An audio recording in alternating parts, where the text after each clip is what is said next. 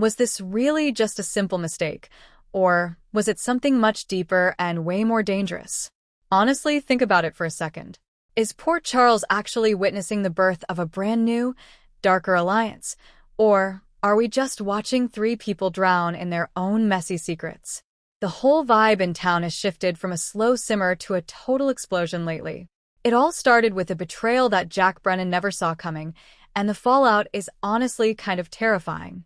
When Brennan barged into Carly's bedroom, he wasn't just looking for a fugitive, was he? No, he was looking for the pieces of his own shattered ego.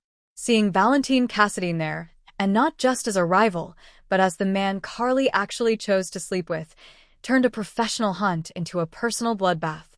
Don't you think that's why this hit him so hard? It's because Brennan totally underestimated how much Carly wants revenge. He really thought his cuddly personality could make her forget that he recruited her daughter into a life of state-sanctioned murder. The funny thing is, things only got crazier from there. Valentin is a total strategist, and he decided to force Brennan into a corner by using Nina as bait at Willow's house. But you have to ask yourself, is Valentin just playing a game of cat and mouse? Or is he playing a survival game where the stakes are his own life and his daughter's freedom? It feels like Valentin is tapping into that dark Cassadine side we all know is there. He uses people like Nina as chess pieces because, deep down, he probably thinks everyone is expendable if it gets him what he wants. And then we got that moment that changed everything, the injection. As Valentin and Brennan were wrestling for a gun, Nina Reeves was just standing there, frantic and totally out of her mind. She lunged forward with a syringe full of paralytic drug that was actually meant for Drew Kane. In all that chaos, the men switched places, and instead of hitting Valentin, Nina accidentally jabbed the needle straight into Brennan. Can you imagine how Nina is feeling right now? She's probably feeling a massive sense of failure and total panic. She wanted to be the hero who saved Valentin, but now she's basically the villain who paralyzed a high-ranking federal agent. So now, Valentin is stuck with a body. It's not a dead body, but Brennan is fully conscious and completely paralyzed, which is almost worse. He's like a living corpse that Valentin has to hide somewhere. This isn't just a simple kidnapping anymore, is it? It's a high-stakes situation where the victim is trapped inside his own skin. Valentin doesn't just need to hide a body. He has to hide a witness who can still think even if he can't scream. And the move Valentin is rumored to make next is just wild. He might stash the paralyzed Brennan right in Carly's attic. How do you think Carly is going to react to that? It's a genius move in a really twisted way, right? It forces Carly to be an accomplice in a way she can never take back. If Brennan is hidden under her roof, she isn't just hiding a fugitive anymore. She's running a private prison. Valentin is doing this because he knows the clock is ticking on that drug. Nina mentioned a weekly dose, which means they have exactly 7 days before Brennan wakes up. Valentin needs a spot where he can control everything while they figure out a plan. It's all about total control for him. He's asserting dominance over Brennan by stashing him away and over Carly by dragging her into the crime. He's basically bringing the dark, isolated vibes of Cassadine Island right into the middle of Port Charles. But just hiding him isn't going to be enough, is it? Someone has to take the fall for Brennan disappearing from the WSB's radar. Things are definitely about to get worse because Ross Cullum is already looking for a way to wipe Brennan off the map. Cullum is a double agent working with Jen Sidwell, and he's just waiting for a chance to make Brennan the fall guy for all his own crimes. And the person they frame is supposedly going to be someone no one expects. That's the real kicker here. Who could it be? While it's easy to frame a criminal, the real soap opera twist would be framing someone with a heart of gold who's already caught up in lies. Take Ethan Lovett, for example. He's back in town, and he's hiding a huge secret about a woman named Delilah and a baby named Phoebe. If Valentin or Cullum plant evidence linking Ethan to Brennan's disappearance, everyone will stop looking at the attic and start looking at a man who is already grieving and vulnerable. I honestly don't think they'll frame Sonny or Jason this time, because that's just too predictable, don't you think? Framing someone like Lucas Jones would be way more devastating. He's already being threatened by Pascal and was just confronted by Carly about a potential leak. Framing an innocent person like that serves two purposes. It creates a distraction and it destroys the reputation of anyone who might try to help the victim. But even if Brennan is a prisoner in an attic, he's still dangerous. He has that recording that proves Carly was involved in racketeering, and he was only holding it back because he supposedly loved her. Can you imagine the rage he's feeling right now? He's probably going through absolute humiliation. Being paralyzed by one woman he cares about to save the man another woman he loves is sleeping with? That's psychological torture. Valentin knew all along that Brennan was keeping that recording as leverage. He warned Carly that Brennan always puts his own interests first and would eventually use that evidence against her. Brennan's inscrutable personality is just a mask for his need for security, and that recording is his insurance policy. Carly is playing a really dangerous game if she thinks there won't be hell to pay once Brennan can move again. She's so focused on taking him down that she hasn't even thought about what happens when that recording surfaces. That digital file is like the ghost of Brennan's power, and it can still send her to prison even if he's stuck in a chair. While Valentin is busy stashing bodies, the rest of the town is dealing with another frame-up entirely. Dante finally figured out that his son, Rocco, was actually the one who shot Ross Cullum. And he realized that Jason Morgan is just taking the fall for him. It's a crazy parallel, isn't it? Jason is a willing fall guy to protect a kid, but the person Valentin frames is going to be an unwilling victim of greed. Dante has to be feeling rocked to the core right now. His own family, Lulu and Rocco, lied to his face to keep their secret. It's that same lack of transparency that's destroying Carly's world too. Dante is devastated because he realizes he's too by the book for his own family to even trust him. Do you think Jason's decision to protect Rocco is going to collide with Valentin's attic prisoner plot? If the WSB starts looking for Brennan and finds evidence pointing toward Jason, who is already in their custody, it creates a perfect storm of lies. So, what do you think is going to happen next? The biggest danger is that clock on the drug. 7 days isn't a long time to decide someone's permanent fate. If they don't keep drugging him, Brennan wakes up in that attic with a lot of questions and enough evidence to ruin Carly. My prediction? I think Drew Kane might be the one who accidentally blows this whole thing wide open. If Nina misses one of his doses because she's too busy with Brennan, Drew might actually wake up from his locked-in state. He's been a silent observer this whole time, and he's seen Nina acting totally hysterical. He probably knows way more than anyone thinks. This amazing craziness that Laura Wright talked about is really just getting started. We're headed for a massive showdown where the WSB, the Cassadines, and the Corinthos family are all going to clash over a man hidden in a ceiling. But I want to know what you guys think. Do you think Valentin is actually doing the right thing by hiding Brennan in the attic? Or is he just digging a deeper grave for himself and Carly? And who do you think is the unexpected person that's going to get framed for all of this? Could it be someone we haven't even talked about yet, like Willow, or maybe even Nina herself? Tell me all your theories in the comments. If you liked this deep dive into all the betrayals happening in Port Charles, make sure you hit that subscribe button, give this video a like, and turn on those notifications so you don't miss a single General Hospital update. We're going to be right here with you, watching every single twist and turn as they happen. See you in the next one. Is it possible that the biggest threat to Port Charles right now isn't actually a gunman with a professional grudge, but a needle in the hands of a panicked woman who has no idea what she's just unleashed? Think about it. Was this really just a simple mistake during a high-stakes brawl, or are we witnessing the start of something much deeper and way more sinister?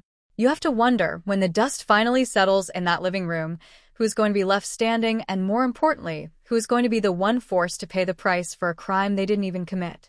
The atmosphere in Port Charles has shifted from a slow-burning tension to a total, high-octane explosion, and it all traces back to a betrayal that Jack Brennan honestly never saw coming.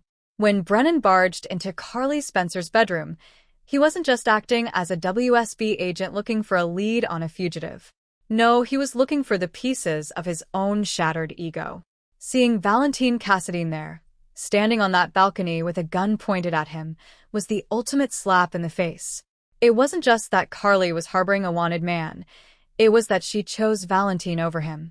This confrontation happened because Brennan fundamentally underestimated Carly's capacity for vengeance. He really thought his cuddly exterior and those soft eyes could mask the fact that he recruited her daughter, Jocelyn, into a life of state-sanctioned murder. From a psychological perspective, Brennan's behavior is rooted in a deep-seated need for control and a misplaced belief that he could have it all, the power of the WSB and the heart of the town's most prominent blonde. But he forgot one thing. Carly Spencer doesn't just forgive and forget, especially when you target her children. Then we have the absolute chaos at Willow's house. Valentin, ever the Cassadine strategist, decided to force the issue by using Nina Reeves as bait. It's classic Valentin, right?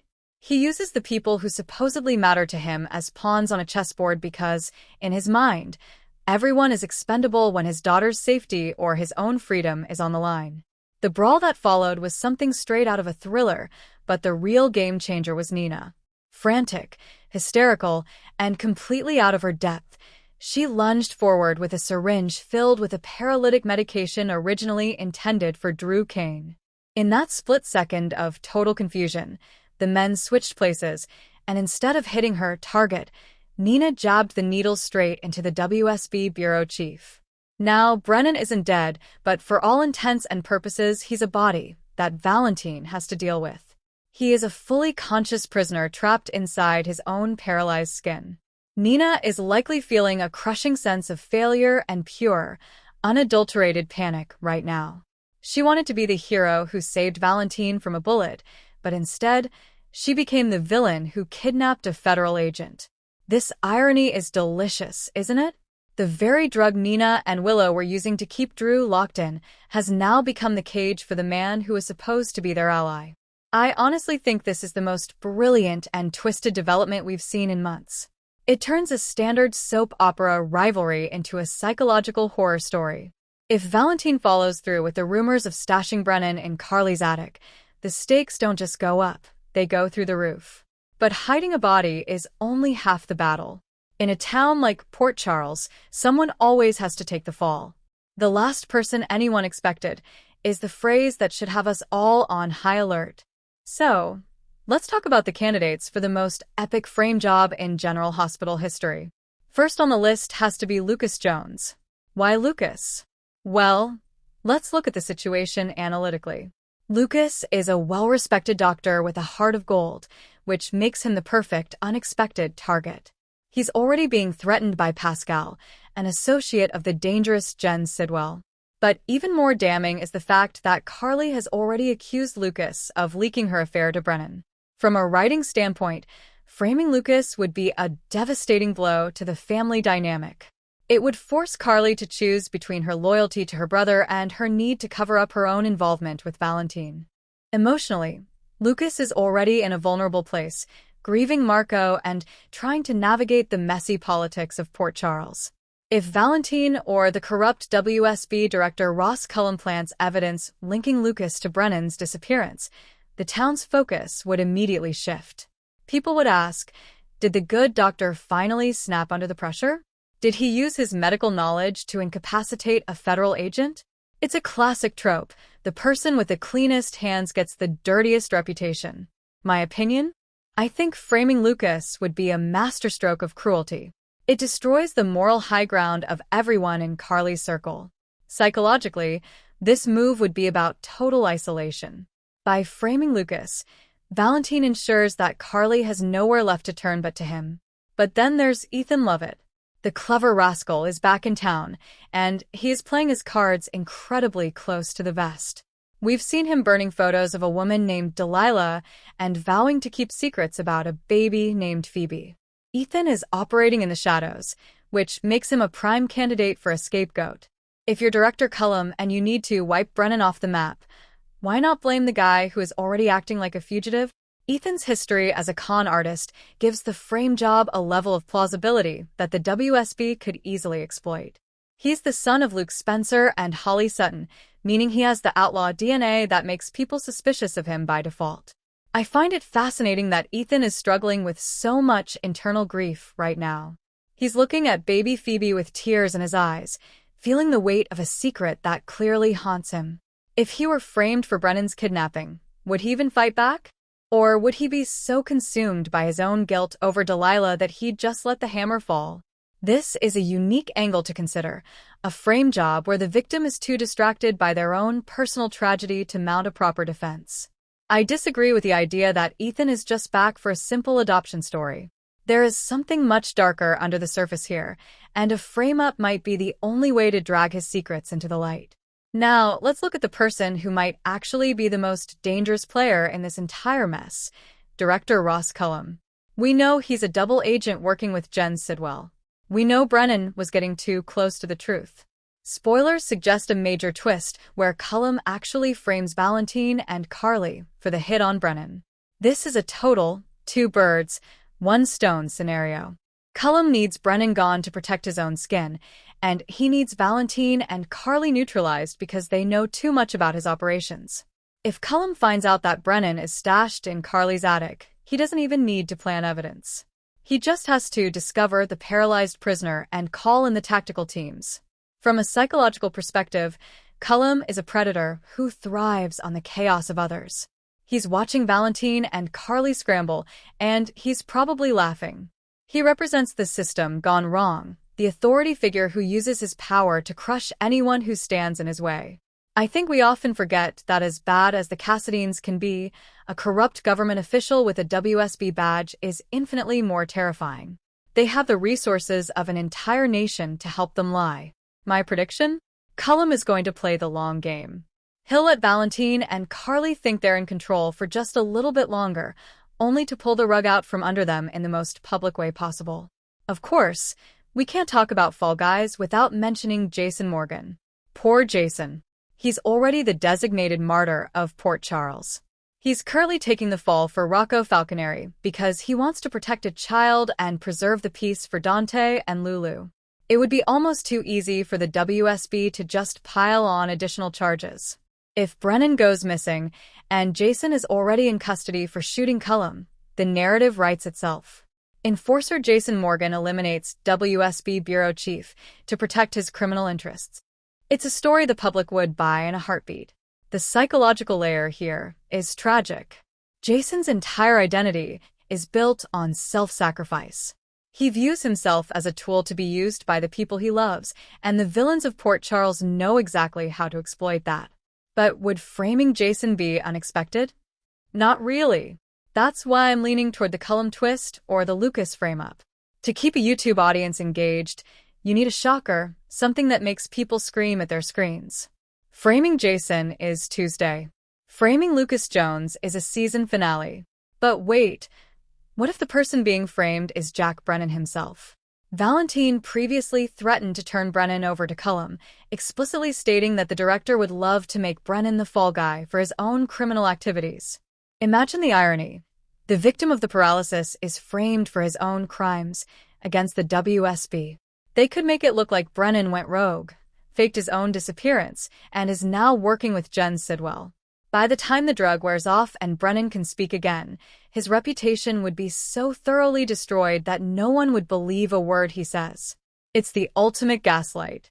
You wake up from a week of being a prisoner in an attic only to find out the world thinks you're a traitor on the run.